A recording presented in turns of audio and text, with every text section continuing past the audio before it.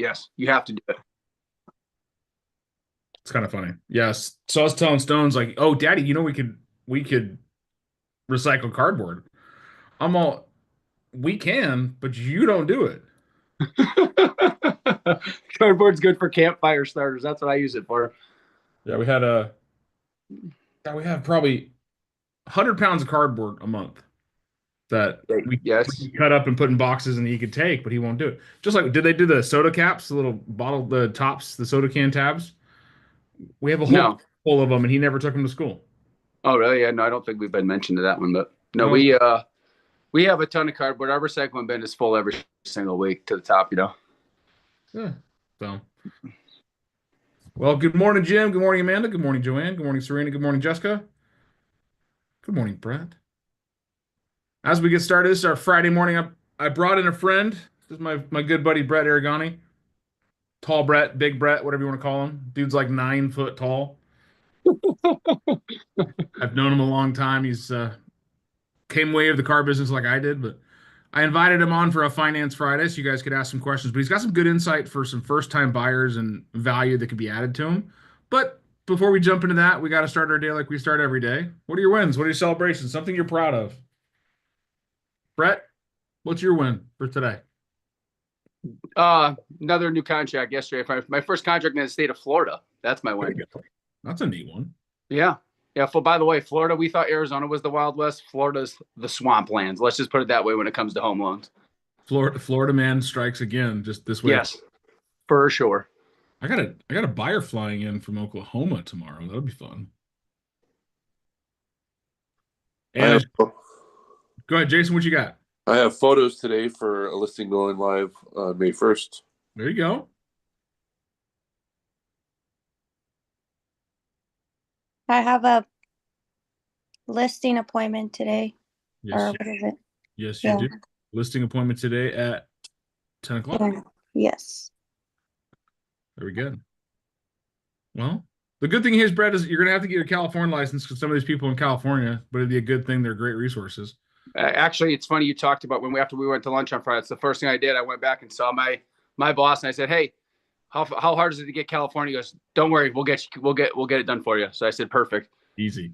And actually, currently because as you guys, I work for VIP Mortgage. It's only me and one other guy. It's me and my boss Drew. It's the two of us. We have one processor. We're running really tight, clean ship, small.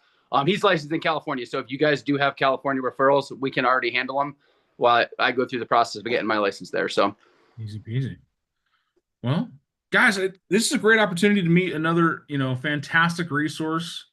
I only bring to you value of people that I trust and believe in, and Brett's one of those. So, Brett, what would you say is a value to a first-time home buyer buying in this market right now, with everything being so crazy? opportunity. Okay. I think the opportunity. We discussed this last week. I think right now, first time homebuyers have probably the best opportunity they've had in a long time because I don't know. I mean, I can also flip a question on you, but I see pretty much every deal coming across the desk now that has concessions in it. And I think if first time homebuyers take advantage of that, like they can really, really get ahead, getting their closing costs covered. I know rates are rates. You know what they are. They're in the mid sixes, mid to upper sixes. They've been there for a while. But having a chance to get the rate bought down, concessions to cover closing costs, concessions covers their appraisal costs. I just think the opportunity is there now more than ever because the competition also is not there. As you've seen, I've noticed I pay attention to, I'm not a realtor, but I do pay attention to days on market. And the opportunity for first time homebuyers is there because they're just not competing with a ton of people right now to make these offers. So you're seeing homes sit a little bit longer. You're also seeing the potential for concessions pretty much every single time coming across the desk. That's awesome. I think if you guys aren't utilizing those benefits to the buyer right now, you're missing out. I had an email back and forth this morning with a million plus seller asking about what are we offering for buyer compensation? What are we offering the other agents? Because we want to incentivize people to come to us. So they know that this is now the time that the market shifted against their favor and into the buyer's hands. So let's utilize some of that stuff to buy down the rates, right? Yeah, rates are super high right now. A $10,000 reduction in the sales price does what to your payment? It's not very with the rates in the upper sixes. It's really not. It's not a ton, but it's enough to make a difference. Probably $60-$70. Yeah, so 60, 70 bucks. But if we were to take that same $10,000 and buy down the rate a couple points or maybe a point and a half, what does that do? That's gonna be a couple $100. So that's a big change. I mean, we're in affordability crisis right now. I don't think we're in a housing bubble that's going to pop and everyone's going to go crazy, but we are in a position where prices are up, rates are up, and the incomes are down. Yeah. So it boils out to accountability of, is it affordable? Right? Yeah. We have to be accountable to the budget of our clients, but there are some ways for first-time home buyers, because right now we had what is like 58 to 60% of houses on the market have had a price reduction. Mhm. That's huge. Are you guys seeing the same thing there in the San Diego Valley? Is it even a valley? You guys are just a San Diego shore. San Diego coastline. Yeah, it's the beach water coastway. Yeah, pendings are up here. Inventory has increased slightly. But yeah, pendings are definitely up. Or no, sorry. What is something What am I you saying? need to help your buyers out? What is something that I need? Yeah, that would be beneficial to you to help your buyers out. Right now it's the conversation around, like, I remember we were talking like the recession, right? That's a lot of the conversation that I'm seeing with my buyers. Like they're just hesitant about moving the needle forward because of the tariffs, the conversation around the tariffs. So kind of bringing it back to um just the education portion and having a strong lender partner to also just like accompany me with those conversations and giving their point of view is something that I find really helpful for myself and for the buyers, just to kind of ease their, how they're feeling. So having a lender you can trust doesn't just mean that the lender is highly skilled in their field, but it's their ability to communicate the why, the how, and the what Mhm. to your buyers. Yeah. And that's I could put a label on Brett to being that guy. That's one of the best things, having a good lender, is being able to say, hey, this is my buyer, this is their friction points, and allowing them to kind of step in and say, hey, I hear you, I feel you, you're seen, let me help you navigate this tough water. And this is how we're going to do it. So I lean heavily on lending support. Well, the Yeah. other thing I think is huge right now, and you said the word, is it Fabi? Fabi? How do you pronounce it? Fabby. Fabi. Yeah, Fabby. You said the word education, and that's where I really think first-time homebuyers, they need it the most, right? Those people that are upgrading house or they're getting an investment property, education is not what they really need. They know what they want. It's the first-time homebuyers where we have the opportunity to educate them so they can know how to win in the market and get ahead. The big thing that I've noticed too, and I've been coaching clients and educating them, is for a first-time homebuyers, it's called the first-time homebuyer for a reason, right? They're buying their first home. And a lot of times I think people, we live in a society where they wanted everything yesterday, right? It's not a forever home buyer. It's a first-time home buyer. And when we educate them the benefits of first-time home buying, low down payment options, in certain cases, down payment assistance, we're educating them on buying their first home, not their forever home, right? And then all the benefits that come with it. You don't got to worry about variable rent changing every year, or it's a 30-year savings account if you want to look at it when you pay into it, or your first home doesn't have to be your forever home. It could be there 2 years, turn it into a rental. Dan, you know about rentals, right? You buy in, you get an FHA 3.5% down. You don't love your first home, but it's also just your first home, and it starts the wealth building process, because historically real estate is it's the long play, right? Since 1950, there's been 6 negative appreciation years out of 85 years or whatever, 80 years. There's been 6 years where home prices have not gone up, and we're not in a bubble.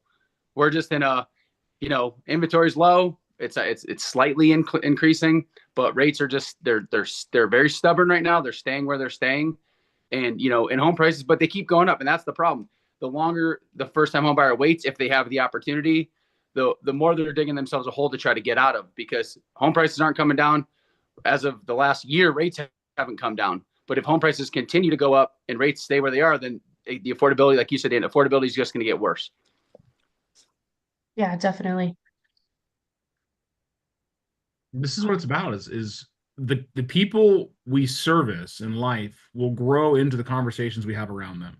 So we have more confident in the conversations around buying your first home or buying a step up home in a tough market, the more people that'll gravitate towards the idea of doing so. Good morning, Miss Audra. Good morning. So, Brett, you didn't know you're going to be reaching from Sierra Vista to San Diego today, did you? No, well, you kind of said California, Arizona, so I was prepared. You know, I'm ready. There's some opportunity in the market. I think now is a good conversation to have with your first time home buyers. I love that this is your first home, not your forever home. Mm-hmm. But then also set them up for the conversation of, what do I do with my first home? Well, you buy it with as little low down payment as you possibly can to get into it that's affordable. Yep. You live in it for a couple years. You get it to a point where you could buy your next bigger house and rent out the first one. Yep. This is how the beginnings of real estate investors look. 65% of people are homeowners, which means that there's 35% that are not. Hmm. Of that 65%, only about 13 own multiple homes. So there's an opportunity there to be an investor, isn't it? A lot of opportunity. Huge. Right. How many of you want to be able to flip your house now into the next home, to buy another bigger, better, or just different, so you can have an asset? I'm always looking for the next one. Oh, right. That's a good conversation to have with the step up buyer. You got the Yep. first time home buyer. It's easy. Like, are you renting or are you paying your mortgage? Right. Yep. That makes sense, and it's affordable. Plus, we have the plans. You got some down payment assistance programs. You've got county aid. You've got concessions to help buy down the rate to make it all affordable. It's fantastic stuff. Now is the time to do so, because you don't have 9 buyers looking at the same refrigerator. You got one buyer looking at 9 different houses. It's in your favor to do so. Now, the people that you need to get more inventory is to talk to them. Hey, are you looking to move up? Are you looking to change? Are you looking to add to your portfolio? I think that's one of the best conversations to have is, do you want to be a real estate investor? Right? 3 questions. Do you want to be a real estate investor? If yes or no. If they say yes, when would you like to do that by? Right? You get an idea of what their timeline is. And last, do you need help with financing? That conversation stalls out because they usually don't know that last part. Do you want to be an investor? Yeah. By when? I'd like to next year. Okay, great. Do you need help with financing? I don't know. All right. Everyone but Brett, who can you utilize for that third question? A lender, right? A lending partner. I've got someone that wants to be an investor. I've got a really good friend of mine that's a lender. You know what? Why don't I pair the two of them together and see if we can't make something work? Yeah. Your job as a real estate agent is to add perspective, right? To find a way to make it work. Brett, what's your job? My job is to make it work. Yeah, there you go. That's what we call a slam dunk, guys. It's an alley oop, an assist. You know me and my sports analogies. A sports ball. Am I ringing some bells this morning? Is Brett helping you get some neurons snapping? Joanne, you look introspective. So. Oh, I'm helping my sister. My house. Yeah. So. Well- to see. And to add your point, Dan, there, that step up buyer, right? That's going for their second home. The benefits of that, I mean, as you know, if you own multiple pieces of real estate, the tax breaks you're getting now if you have an investment property. But you can, in the same vein as the first time home buyer, the concessions are there for the step up buyer too. They're not just there for the first time home buyer. So the concessions are there for the second buyer. So if you're going to your second home and you're still saying, oh, I don't want to move to the second home because of rate, once again, you can utilize, because that step up buyer is probably not as concerned about the down payment as much as the first time home buyers, but you can use that step up for the concessions to buy the rate. So if the rate's 6.5 and you're going to your second home, you rent out your first, you're still there's a good chance you're going to be back in the 5s just off concessions alone. You know, you're going to be able to not, because the other thing that people forget about is if you do step up that first home, that mortgage payment's not going to hit you on your DTI.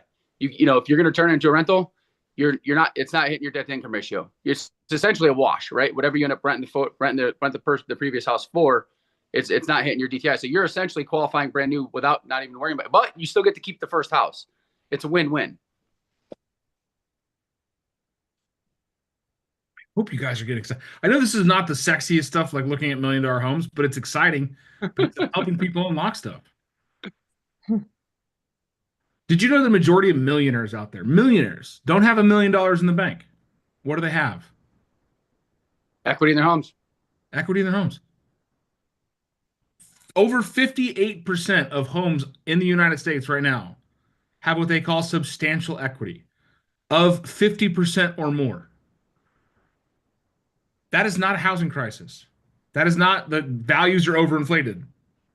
That is not a foreclosure waiting to happen. That is 58% of people have more equity in their house than they owe, or it's paid off.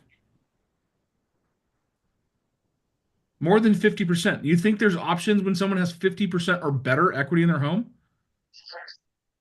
I had a broker opinion. It's called a BPO appointment. So it's kind of a broker's version of an appraisal at $1 million house 3 days ago.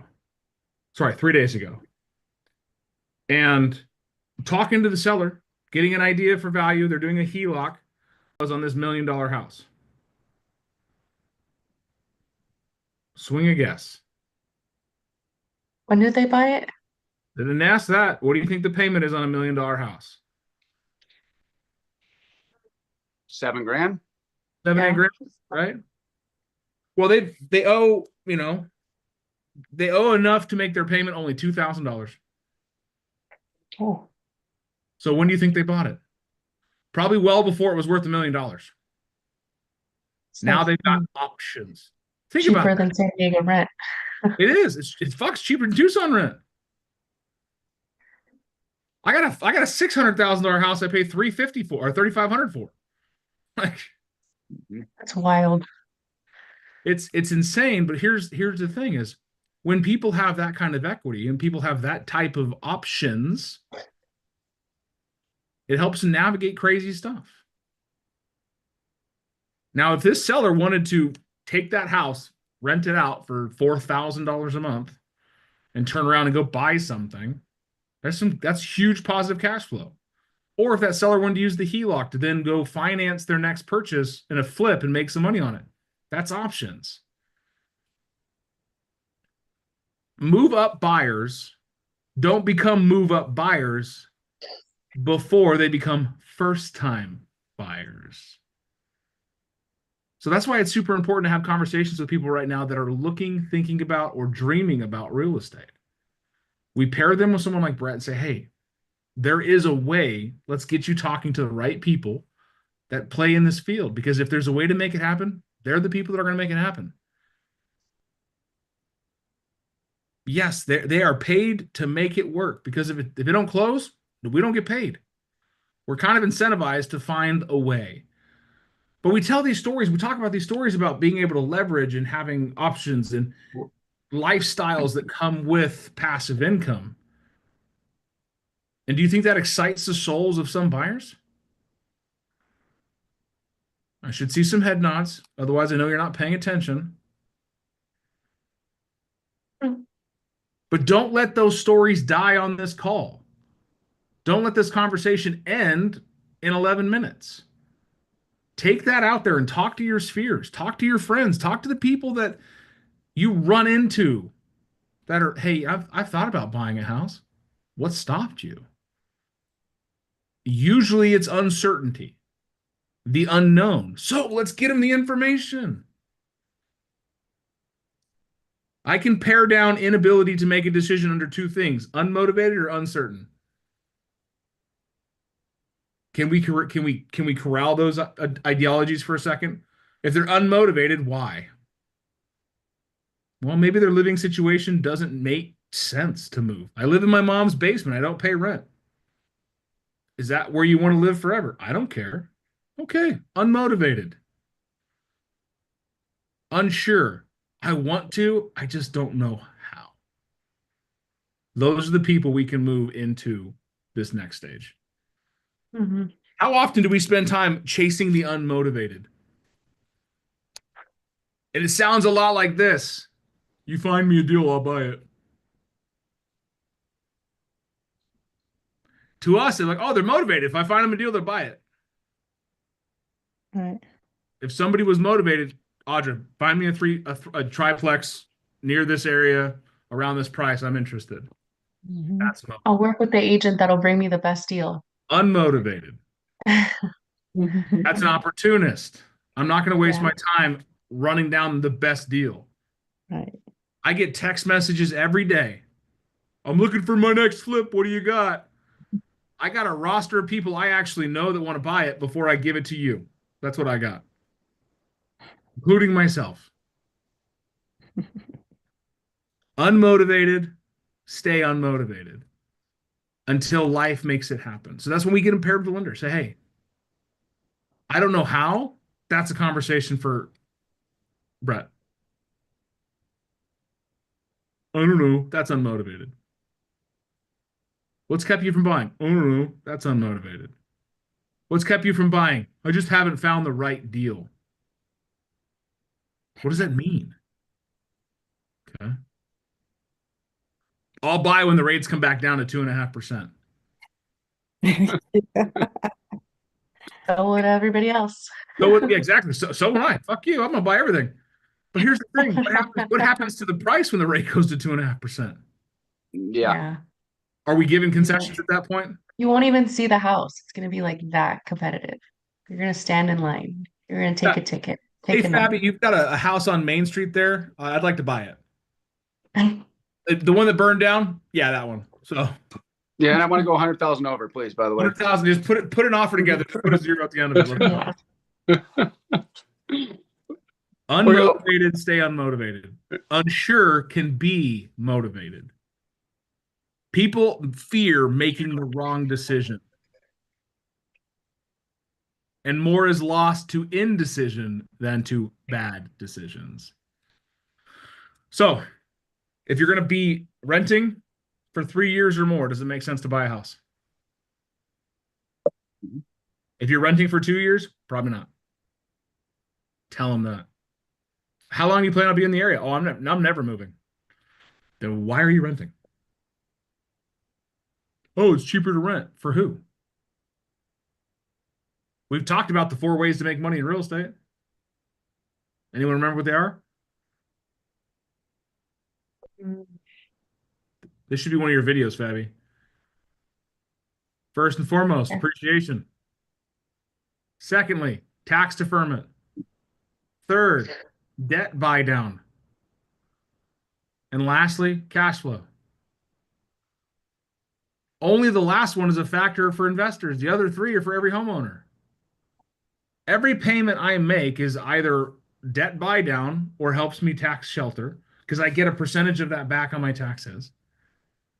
So there's a benefit there. So if I've got a $2,000 mortgage and a $2,000 rent bill, which one's actually costing me more? Right? Why is that? Because it's not coming back to you.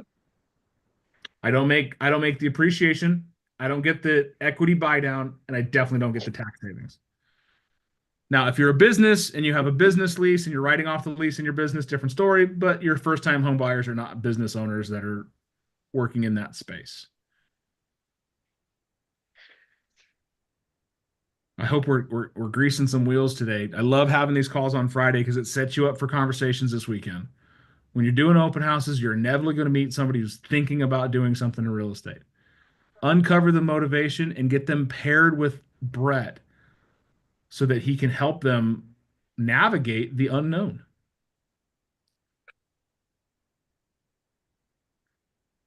Are you going to put his information on here? I'm not going Brett? to. He is. Okay, perfect. Yeah. I'll get you guys all my information. No problem. Where's it? Thank you. You guys remember when I talked about Brett a couple months ago and he texted me and didn't follow up for 3 weeks? That's him. I gave him shit for that. You know what won me over the other day? He sent me a video message. I love it. And I'm calling him right now. for some reason. Trying to copy and paste. Audio. Okay. Do you guys like having lenders on to ask questions to? Yeah. Then ask questions.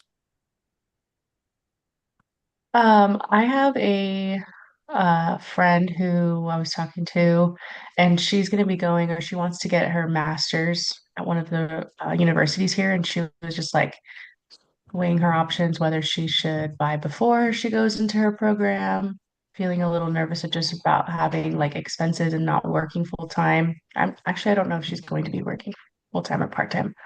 But have you experienced those scenarios before? And like, how do you kind of navigate that conversation with like a student? And if there's any options for financing for them? Depending on what field there are certain loan products for certain, mostly medical fields is where the most loan products are. Okay. And because what those loan programs allow, they allow them to not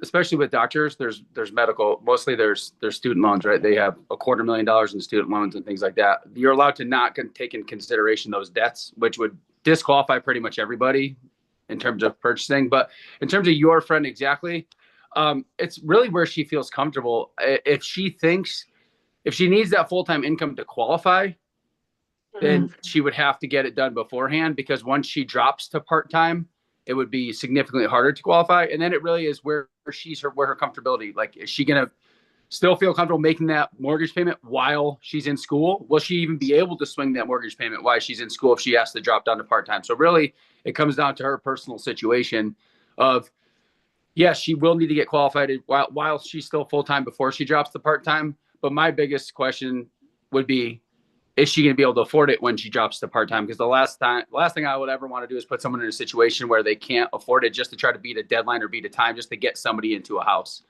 You know what I mean? Another important thing too that I forgot to mention is that she is military. Okay. Yeah. Yep. So that would be beneficial to her too.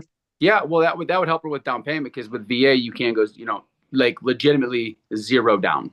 So, especially with concessions in this market, if I got her into a zero down loan and then you got her 2% concessions, she would legitimately come out of her pocket with nothing to become a homeowner.